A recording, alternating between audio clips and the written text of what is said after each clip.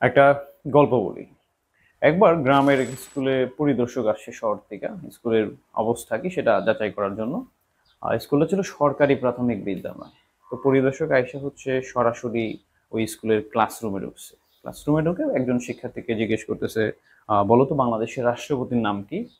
আর শিক্ষার্থী তো বলতে পারতেছে না। তারপর প্রশ্নগুলো, বলো বাংলাদেশের রাজধানীর নাম কি, সেটাও বলতে পারতেছে না। তারপর সবশেষে প্রশ্নগুলো যে তোমার নামটা ইংরেজিতে বানান করে বলো। শিক্ষার্থী তো এটাও বলতে পারছে না। তখন পরিদর্শক একটু বিরক্ত হয়ে বলল যে, তোমারে ক্লাস ফাইভে তুলছে কি, তুমি তো কিছুই পারো না, তোমার নাম তো স্কুলের খাতা থেকে কাইটা দেওয়া হবে। তখন ওই ছাত্র উল্টা চেতা গিয়ে বলতেছে যে, নাম কাটে দেওয়া হবে মানে, আমি তো স্কুলে পড়িই না, আমি আইছি মাঠে গরু নিয়া, আমার এই স্কুলের মাস্টার গিয়ে করলো তোরে 10টা টাকা দেবো না কিছুক্ষণ এনে আমি এনে এসে বসছি। এই কথা শুনে তো পরিদর্শক মহা বিরক্ত। তারপর সে প্রশ্ন করলো, আরো দুই একজন স্টুডেন্টের প্রশ্ন করলো, তাদেরও একই অবস্থা। তখন ওই পরিদর্শক ক্লাসে যেই শিক্ষক ছিলেন তারা বললেন যে, মেয়ে আপনার তো চাকরি যাবে, স্কুলের ক্লাসে কাদের রাখছেন? ওরা কেউ কিছু পারে না, আর সবচেয়ে বড় কথা হচ্ছে ওরা তো স্টুডেন্টই না। পরে বলছে যে আপনার তো বড় পানিশমেন্ট হবে।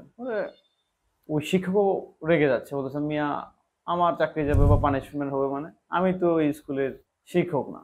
আমি ওই যে পাশের বিল্ডিং এ রাজমিস্ত্রির কাজ করতেছি, এই স্কুল থেকে একজন গিয়ে আমারে বললো যে কিছুক্ষণ দাঁড়ায়েন এখানে একটু, আপনারা কিছু টাকা দিব না, আমি এই জন্য আসছি। এটা শুনে তো পরিদর্শক আরো রেগে গেল। তারপর সে গেল হচ্ছে হেডমাস্টারের রুমে। হেডমাস্টারের রুমে গিয়ে বলল, মেয়ে আপনারা কি শুরু করছেন? স্টুডেন্টের জায়গায় রাখাল বালক, টিচারের জায়গায় রাজমিস্ত্রি, আপনাদের তো বড় ধরনের পানিশমেন্ট হবে।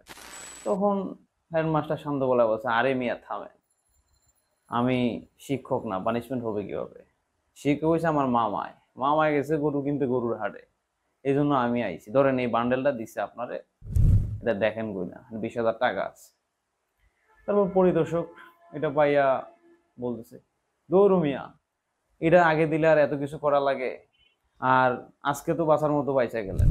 পরিদর্শক আমিও পরিদর্শক না, পরিদর্শক আমার দুলাভাই। দুলাভাই আবার দলিল পত্র নিয়ে একটু কাজ করে, সে আজকে কাছারিতে গেছে সেজন্য আসতে পারে নাই। সে আসলে তো খবর হয়ে যাইতো। আচ্ছা যাই হোক, এবার মতো বাইচা গেছেন। তো এই গল্প শুনে আমাদের আপনার হাসি পাইতে পারে, কিন্তু এটাই বাস্তবতা। বর্তমানে আমাদের গ্রামের যে প্রাথমিক বিদ্যালয়গুলো আছে, সরকারি প্রাথমিক বিদ্যালয়গুলো, এটা হচ্ছে সরকারি প্রাথমিক বিদ্যালয়গুলোর বাস্তবতা। অধিকাংশ গ্রামের সরকারি প্রাথমিক বিদ্যালয়গুলোতে এই পড়াশোনার পরিবেশ নাই।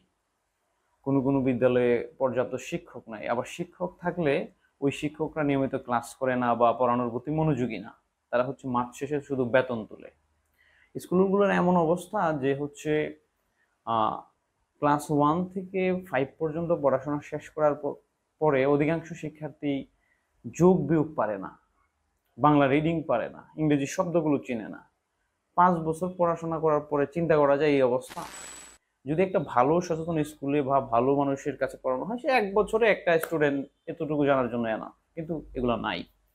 এবং এমন পরিবেশ দেখা গেছে যে স্কুলগুলোতে শিক্ষকরা নিয়মিত আসে না, এবং আসলেও তারা হচ্ছে গিয়া এই 1-1.5 ঘন্টা ক্লাস করে চলে যায়, যেখানে হচ্ছে 9টা থেকে 3টা পর্যন্ত থাকার কথা তাদের স্কুলে, কিন্তু ওইটা দেখা যায় না। এবং পড়াশোনার যে কত খারাপ অবস্থা সেটা বোঝাইতে গেলে একটা জিনিস বললেই আপনার যথেষ্ট, যে ওইসব স্কুলে যেসব শিক্ষক শিক্ষিকারা শিক্ষকতা করেন তাদের সন্তানকে তারা বা সন্তানদেরকে তারা ওই স্কুলে পড়ায় না। অধিকাংশ ক্ষেত্রেই তারা হচ্ছে তাদের স্কুলে পড়ায় না, তারা অন্য স্কুলে পড়ায়, কারণ স্কুলের পড়াশোনার মান ভালো না। তো এই হচ্ছে আমাদের গ্রামের সরকারি প্রাথমিক বিদ্যালয়গুলোর অবস্থা। কিন্তু হওয়ার কথা ছিল কি? হওয়ার কথা ছিল হচ্ছে গিয়া, যেহেতু সরকারি প্রাথমিক বিদ্যালয়ের ব্যাখ্যা হিসেবে রাষ্ট্র আছে, সরকার আছে, এই প্রতিষ্ঠানগুলো হবে নিজ নিজ এলাকার সবচেয়ে সেরা প্রতিষ্ঠান, যেখানে পিতামাতা বা যারা অভিভাবক আছে তারা তাদের সন্তানদেরকে পড়াশোনা করার জন্য মুখিয়ে থাকবে। কিন্তু পরিস্থিতি এখন উল্টা। উল্টা কেমন?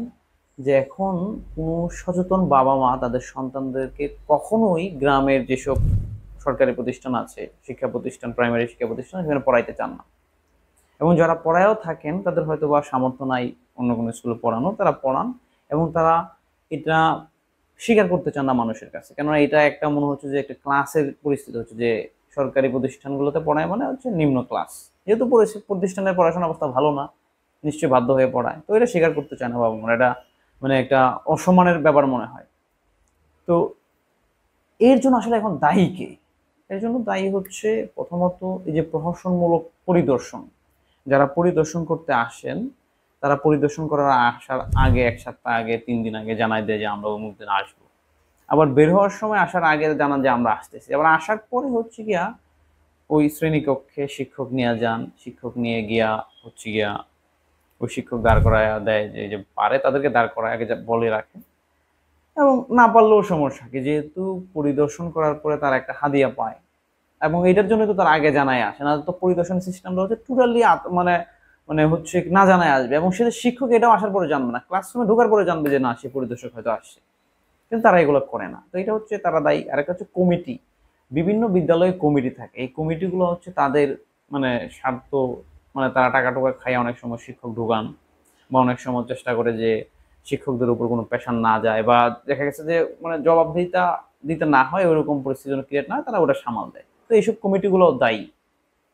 তো এখন করণীয় আসলে কি, যেহেতু আমার যারা দেখার কথা ছিল পরিস্থিতি, শিক্ষকরা ভালো পড়ানোর কথা ছিল তারা পড়াইতেছে না, আবার তাদের জবাবদিহিতার দায়িত্ব ছিল হচ্ছে গিয়া আহ, পরিদর্শকের, সেও পরিদর্শনের সময় দুর্নীতি করতেছে, আবার কমিটি যারা ছিল এলাকার, যারা অভিভাবক এলাকার, তারাও হচ্ছে গিয়া দেখতেছে না। এখন করণীয় কি এই সমস্যার সমাধানে? এই সমস্যার সমাধানে করণীয় হচ্ছে একটাই, যেসব পিতামাতা তাদের সন্তানদেরকে পড়ায় বা যেসব অভিভাবক তাদের মানে সন্তানদেরকে পড়ায়, তাদেরকে প্রশ্ন করতে হবে, বলতে হবে যে 5 বছর আমার সন্তান এই বিদ্যালয়ে পড়ার পরেও সে কেন কিছুই জানে না, বা 5 বছর পড়াশোনা করার পর যতটুকু জানা সে কেন অতটুকু জানে না। আবার যখন বিদ্যালয় বন্ধ তখন ওই এলাকার মানুষদের প্রশ্ন করতে হবে যে এই বিদ্যালয়টা বন্ধ কেন, তাহলে শিক্ষকরা কি করতেছে। তো সেই জায়গা থেকে সবাই যখন গ্রামের বা ওই এলাকার সবাই যখন প্রশ্ন করবে, জবাবদিহিতা চাইবে, তখনই একমাত্র এই সমস্যা পরিবর্তন হবে। নয়তোবা আমাদের গ্রামের সরকারি প্রাথমিক বিদ্যালয়গুলোর অবস্থা এরকম জায়গায় যাচ্ছে যে আজ থেকে 2, 5, 10 বছর পরে আমাদের এই প্রতিষ্ঠানগুলো জাদুঘরে রূপান্তরিত হবে।